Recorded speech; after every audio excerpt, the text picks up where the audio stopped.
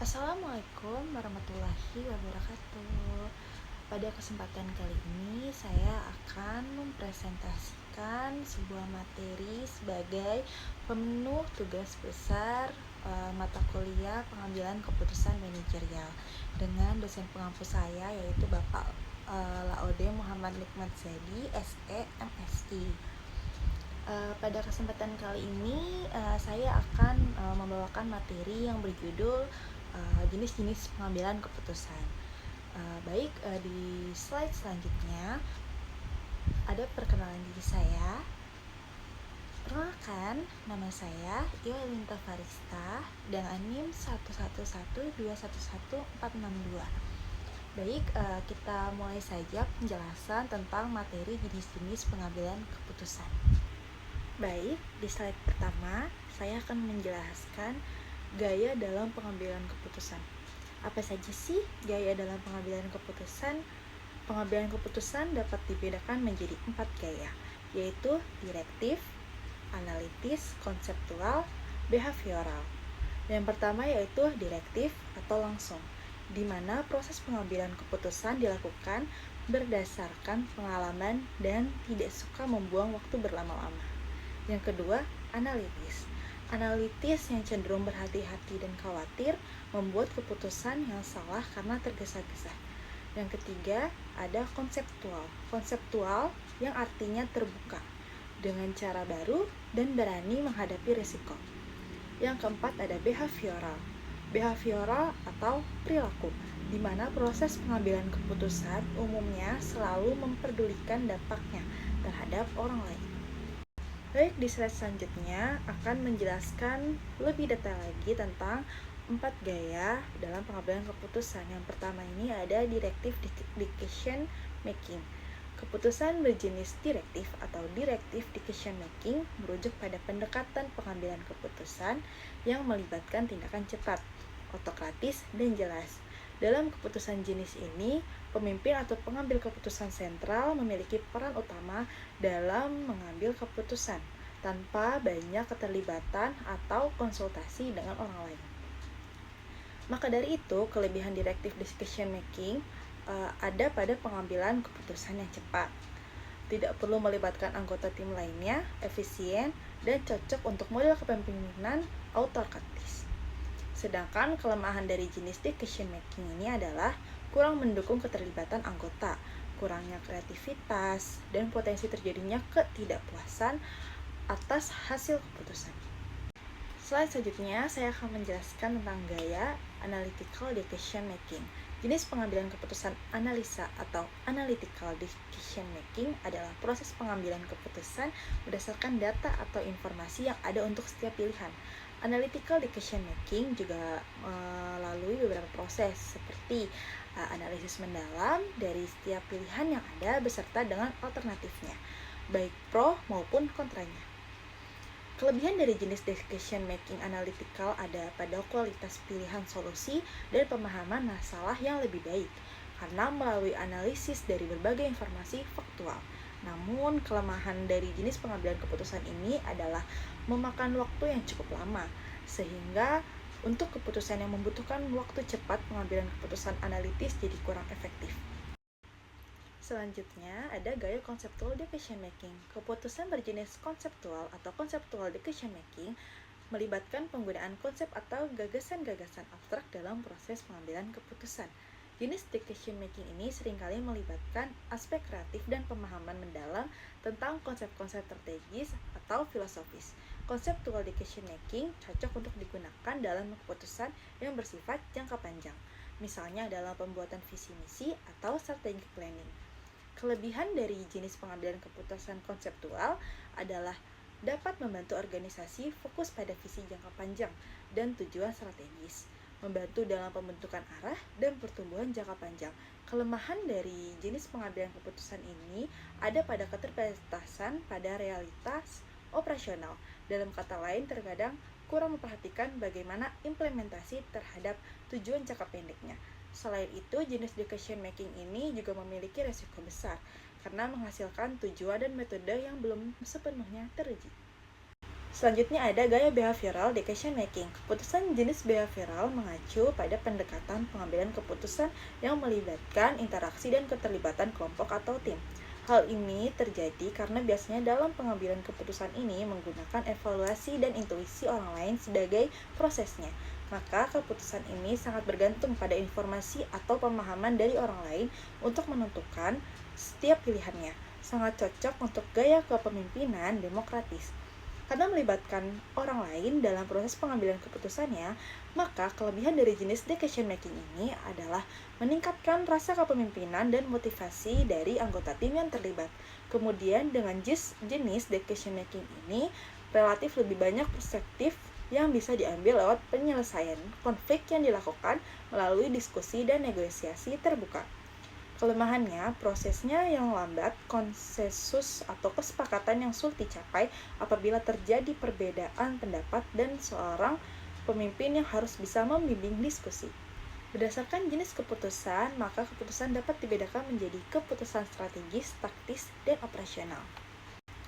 Yang pertama ada pengambilan keputusan strategis. Keputusan strategis ialah keputusan jangka panjang. Jangka panjang di lingkungan pemerintahan daerah provinsi, kabupaten, dan kota adalah 5 tahun. Namun pengertian jangka panjang di lingkungan pendidikan adalah 4 tahun sampai dengan 10 tahun. Jangka menengah 1 tahun lebih sampai lebih 4 tahun dan jangka pendek 1 tahun. Pengambilan keputusan taktis, tactical decision making, adalah pengambilan keputusan dengan memilih dari beberapa alternatif dalam waktu yang sangat singkat. Keputusan taktis seringkali berupa tindakan berskala kecil yang bermanfaat untuk tujuan jangka panjang. Misalnya, menerima pesanan khusus dengan harga yang lebih rendah dari harga normal untuk memanfaatkan kapasitas yang masih menganggur. Selanjutnya ada keputusan operasional. Keputusan operasional adalah keputusan yang dibuat oleh tingkat manajemen yang paling bawah. Misalnya operator mesin di lantai produksi. Keputusan ini biasanya diputuskan saat itu juga.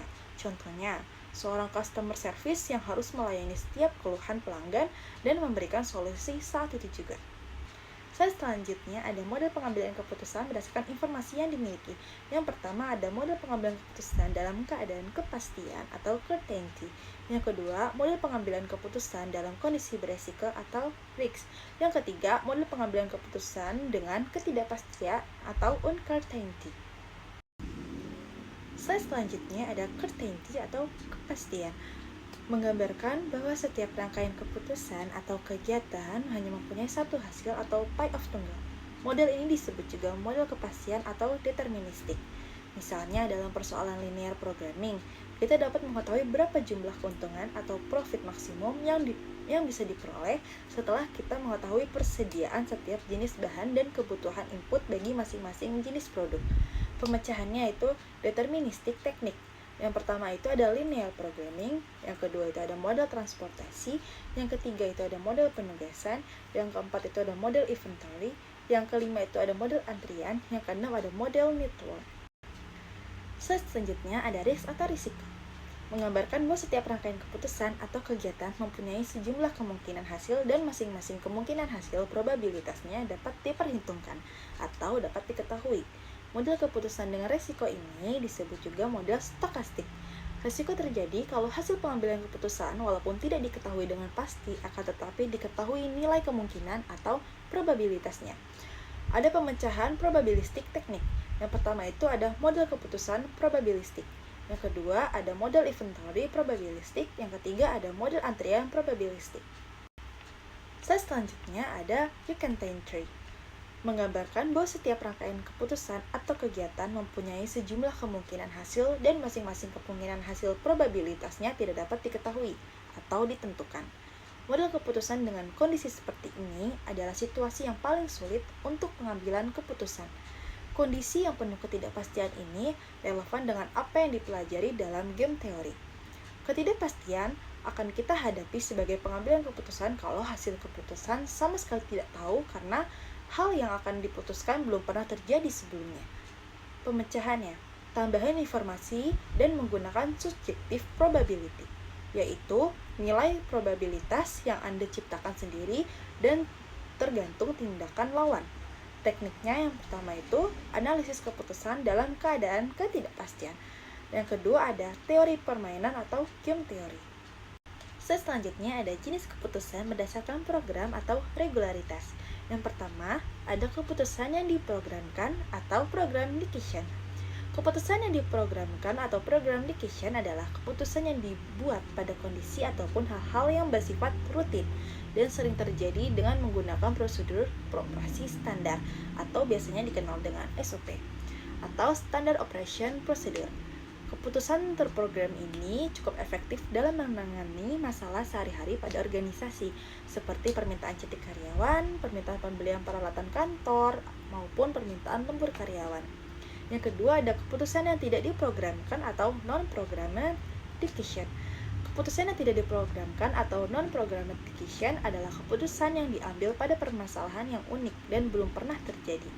Non-program decision tidak terstruktur dan tidak memiliki prosedur baku seperti pada program decision. Karena permasalahan yang belum pernah terjadi sebelumnya, maka diperlukan penilaian dan kreativitas dalam pengambilan keputusannya. Selanjutnya ada komponen pengambilan keputusan. Yang pertama itu ada alternatif dan kriteria keputusan. Alternatif keputusan merupakan pilihan keputusan yang dimiliki dan berjumlah lebih dari satu, demi mencapai tujuan yang telah direncanakan. Kriteria keputusan merupakan pertimbangan dalam proses penetapan alternatif keputusan. Yang kedua ada bobot dan model penilaian. Bobot kriteria adalah skor yang diberikan pada tiap kriteria keputusan, sehingga dapat menggambarkan tinggi atau rendahnya kepentingan terhadap kriteria tersebut dalam langkah pengambilan keputusan. Yang ketiga ada struktur keputusan. Struktur keputusan adalah sebuah gambaran atau hubungan antar elemen-elemen keputusan. Secara umum, struktur keputusan dapat berupa matriks keputusan maupun hierarki keputusan. Yang keempat, ada model perhitungan.